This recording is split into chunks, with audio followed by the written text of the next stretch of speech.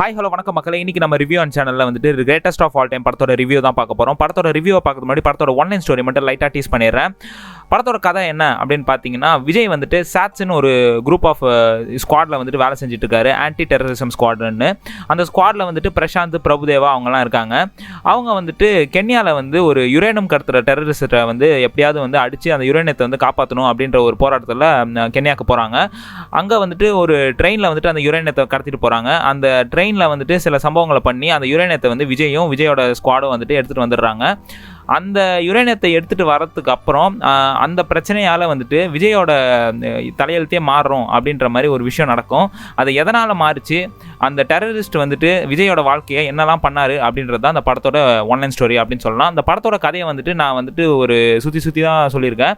இந்த படத்தோட கதையை வந்துட்டு ஒரு 2-3 லைன் தான், அது சொல்லிட்டாவே படத்தோட சுவாரஸ்யம் குறைஞ்சிரும். அதனால தான் நான் வந்துட்டு மூடி மறைச்சி சொல்லியிருக்கேன் அப்படின்னு சொல்லலாம்.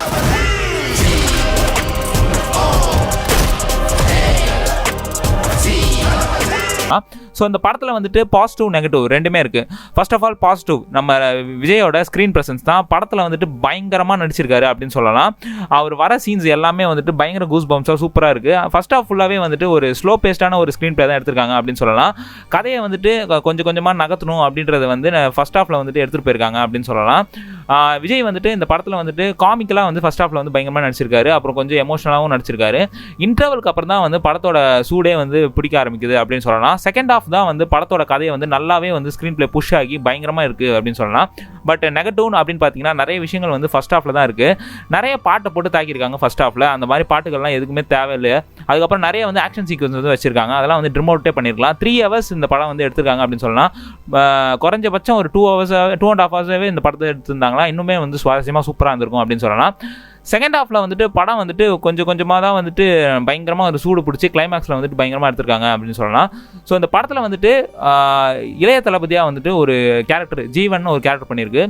அதுதான் இந்த படத்தை வந்துட்டு பயங்கரமாக நிறுத்தி பேசியிருக்கு அப்படின்னு சொல்லலாம். ஏன்னு வந்து நீங்கள் அந்த படத்தை பார்த்து புரிஞ்சுக்கோங்க. நான் வந்து சொல்லிட்டேன்னா இப்போ ஸ்பாய்லர் ஆகிடும். ஸோ அந்த இளைய தளபதி அப்படின்ற கேரக்டர் வந்துட்டு பயங்கரமாக ஒரு படத்தை வந்து நல்லா கொண்டு போய் எடுத்திருக்கு அப்படின்னு சொல்லலாம். ஸோ இந்த படத்தில் வந்து ஸ்னேகா நடிச்சிருக்காங்க. அவங்களுக்கு ஒரு சின்ன கேரக்டர் தான் வந்து சூப்பராக பண்ணியிருக்காங்க அப்படின்னு சொல்லலாம். அப்புறம் மீனாட்சி சௌத்ரி இந்த படத்தில் நடிச்சிருக்காங்க, அவங்களும் சூப்பராக பண்ணியிருக்காங்க. யுவன் சங்கர் ராஜாவோட மியூசிக் வந்துட்டு இந்த படத்தில் வந்து பாட்டெல்லாம் வந்துட்டு ஓரளவுக்கு மேலே தான் நல்லா இருக்குது அப்படின்னு சொல்லலாம். பட் பிஜிஎம்ல வந்துட்டு தலைவன் கிங் அப்படின்னு சொல்லலாம். பிஜிஎம் வந்து போட்டு தாக்கியிருக்காரு அப்படின்னு சொல்லலாம்.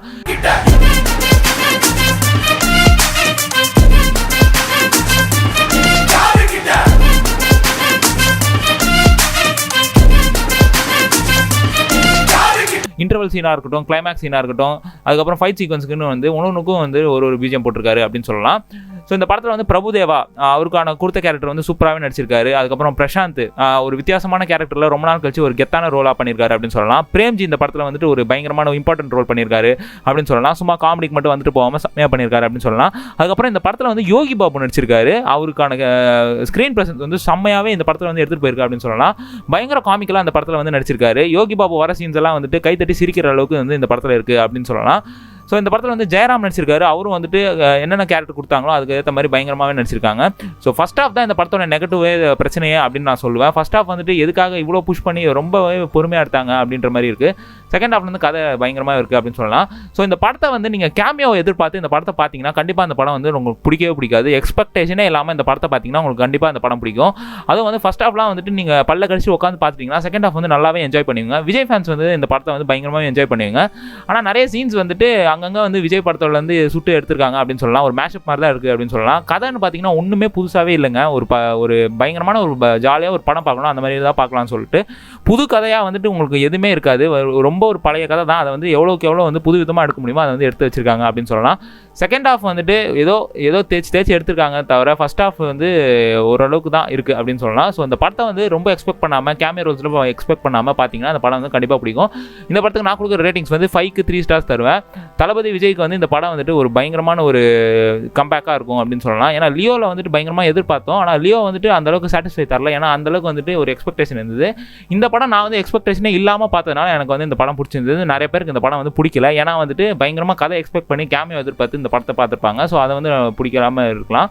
ஸோ மங்காத்தா விட பயங்கரமாக இருக்கா அப்படின்னு கேட்டிங்கன்னா கண்டிப்பாக இல்லை. மங்காத்தாலாம் வந்து ஒரு ப்ரைம் படம், அந்த படத்தெல்லாம் இதை வந்து ஈக்குவலாக பண்ண முடியாது. பட் இந்த படம் வந்துட்டு ஒரு ஒன் டைம் வாட்சபிள், சூப்பராகவே என்ஜாய் பண்ணிவிட்டு நல்லா வந்து ஃபேமிலி என்டர்டெய்னராக பார்க்கலாம். ரொம்ப வந்து அக்ரெசிவான எதுவுமே காட்சிகள் இல்லாமல், பேட் வேர்ட்ஸ் இல்லாமல் இந்த படத்தை வந்து எடுத்திருக்காங்க. ஸோ விஜய் வந்துட்டு பயங்கரமாக இந்த படத்தில் வந்து நடிச்சிருக்காரு. அவரோட கேரக்டர் வந்துட்டு இந்த படத்தில் வந்துட்டு பயங்கரமாக பேசும் அப்படின்னு சொல்லலாம். அவர் ஒரு ரோல் பண்ணியிருக்காரு, அதுக்காகவே இந்த படத்தை வந்து கண்டிப்பாக பார்க்கலாம் அப்படின்னு சொல்லலாம். ஸோ இந்த படத்தை வந்து கண்டிப்பாக தேட்டரில் போய் பாருங்கள். இன்னொரு சந்திக்கிறோம். ஆஃபன் கைஸ் வரட்டா.